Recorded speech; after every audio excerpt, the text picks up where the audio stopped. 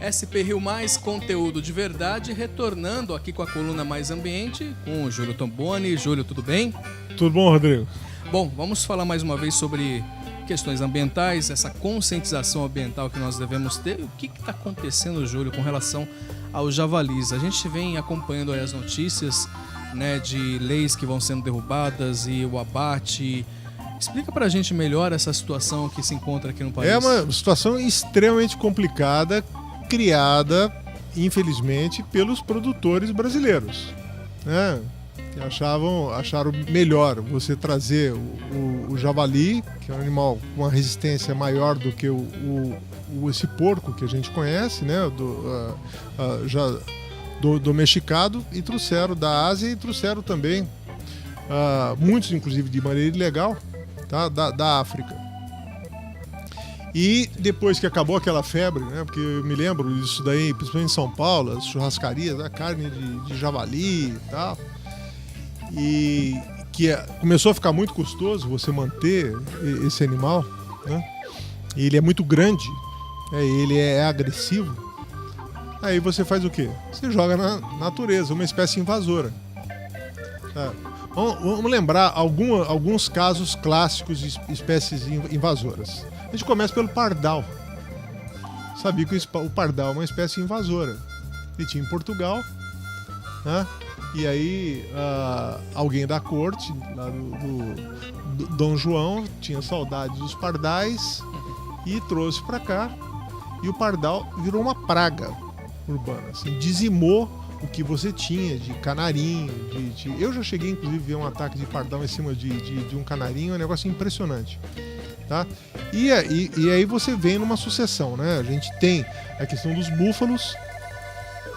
O pessoal fala lá da ilha de Marajó. A ilha de Marajó foi um naufrágio, né? E os búfalos que sobreviveram ficaram na ilha. Como era uma ilha, acabaram confinados. O que você tem em termos de sul e sudeste de búfalo, hoje vivendo na natureza, é que trouxeram, tá? Porque achavam que tinha uma produção leiteira maior do que a vaca europeia, que é essa que já estava adaptada aqui, tal, tanto na América do Norte quanto na América do Sul, que veio com os espanhóis. E aí você traz esse animal da África, o porte muito maior do que dessa vaca que a gente conhece, tá? Para produção e para abate. Novamente acontece o quê? Se usavam estruturas extremamente frágeis para o búfalo, mas que conseguiu comportar uma vaca que é muito mais dócil, o boi que é muito mais dócil, né? Aquelas cerquinhas de arame e tal. O búfalo levava aquilo no peito, literalmente no peito. Né? E aqui no Vale do Paraíba tem N fazendas que fizeram isso. E aí saíram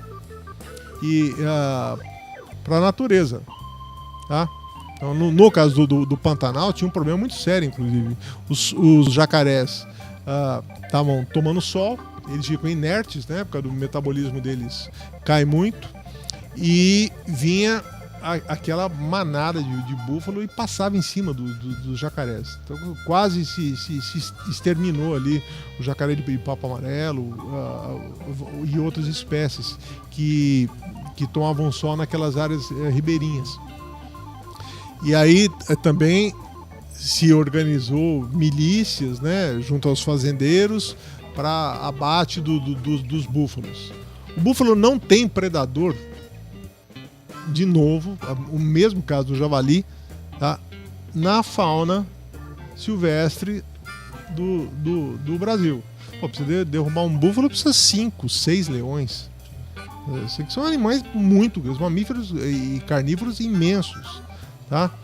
Então, se proliferou. Estão aí, soltos aí. E, mais recentemente, a gente tem a questão do escargot africano, ou caramujo africano, né? Que foi também aquela onda do escargot. Novamente, esse pessoal que trabalha com agronegócio de uma maneira irresponsável, inconsequente, sem medir o impacto que isso ia trazer para o meio ambiente, trouxeram esse caramujo, viu que ninguém gostava, que a aceitação foi péssima, soltaram no esgoto. Tá? E isso infestou o litoral do país praticamente inteiro. Pô, e a gente está falando de um país com um litoral imenso. Então, assim, não foi pouca gente que trouxe. Agora, onde está a Embrapa nessa história? Onde está o Ministério da Agricultura? Onde está o próprio IBAMA? Essas coisas não vêm a público, acabam não sendo debatidas. Aí acontece o quê? Nós vamos ver agora uns vídeos que eu consegui, que me mandaram lá do Mato Grosso. O cara com um avião agrícola, com uma 12, tá? Uma arma de grosso calibre, abatendo os javalis. Tá? Você vai ver também, tem um vídeo, assim, o porco chama vara, né? O coletivo do javali, eu não sei se cabe o mesmo termo, ou se é manada também, até pelo porte dele. Mas é um número fantástico de animais, né, que entraram numa plantação de milho, devastaram boa parte da plantação de milho. E aí eles formam aqueles bandos, né, e ficam se deslocando. E aí os caras estão montando milícia. E essas milícias, assim, o governo do estado faz vista grossa. Porque, assim, você não mata quando você sai para matar uma javali. Se passar uma capivara, você mata. Se passar uma onça, eles mataram muita onça já, né? Esses mesmos que estão abatendo a javali hoje, né, que a onça poderia, inclusive, estar pegando os filhotes. Eles abateram muitas, né? E aí já deu um desequilíbrio ecológico na região. Tá? E aí você vê um nível de crueldade. Em vez de você ter um plano nacional para a contenção dessa espécie, acha mais fácil armar fazendeiro, gente que muitas vezes é totalmente despreparada, tá? E o cara pegar um avião agrícola e sair atirando. Existem situações parecidas com essa em outros lugares e outros países. Quer dizer, a gente percebe que a atitude do Brasil ela meio que vem em desencontro com outras medidas. Você mesmo falou da questão da importância de uma lei mais específica. A gente sabe que se tornou uma ameaça, né?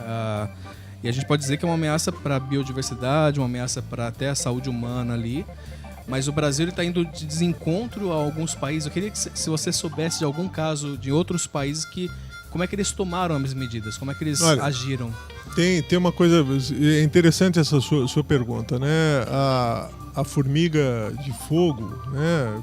Que é uma espécie brasileira, na importação de banana para os Estados Unidos, ela encontrou lá um meio ambiente extremamente fértil, principalmente no sul, na Califórnia e tal, e ela está causando transtornos imensos. E aí se criou um programa nacional de combate à formiga de fogo. Formiga de fogo, quem sabe aqui na região do Vale do Paraíba, é aquela que forma aquele monte, né, de terra, e que você, quando esbarra nele, você bate, ela se alvoroça inteira, né? E ela junta mesmo na pessoa, e a pessoa que é alérgica, então, pode ir a óbito até. Tá? Você tem... então, lá se criou um programa.